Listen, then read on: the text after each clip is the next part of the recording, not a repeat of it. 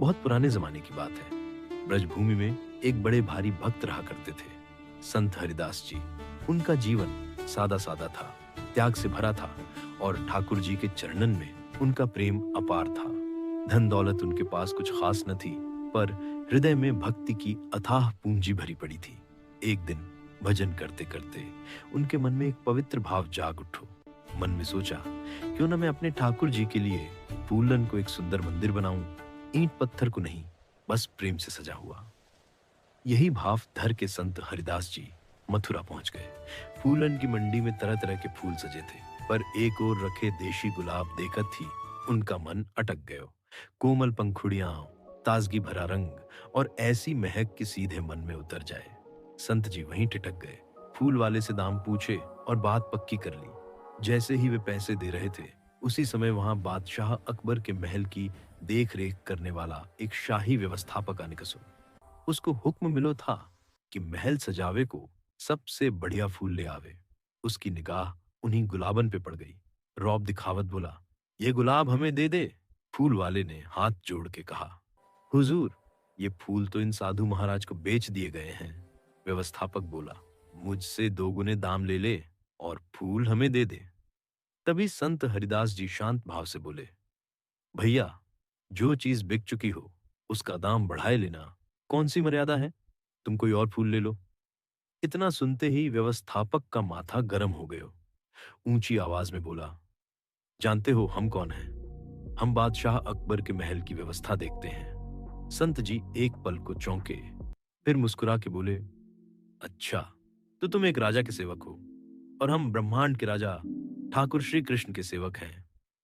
अब तो व्यवस्थापक तिलमिला उठो। बोला, तो फिर दाम बढ़ा के दिखाओ। बोली लगनी शुरू हो गई।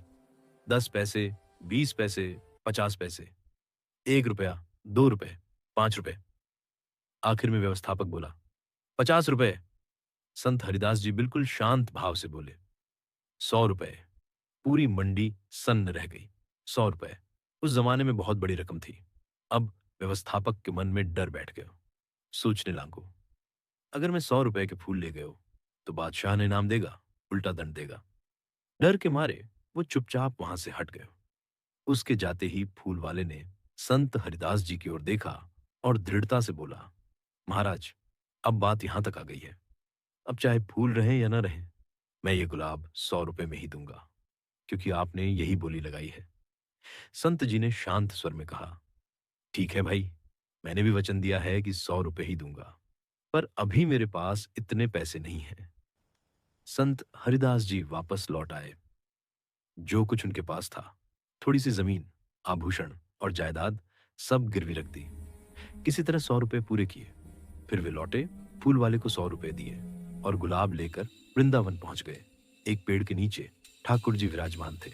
संत हरिदास जी ने फूलन को एक सुंदर मंदिर बनाया, उन्हीं गुलाबन से एक भव्य माला बनाई और ठाकुर जी के गले में अर्पित कर दी।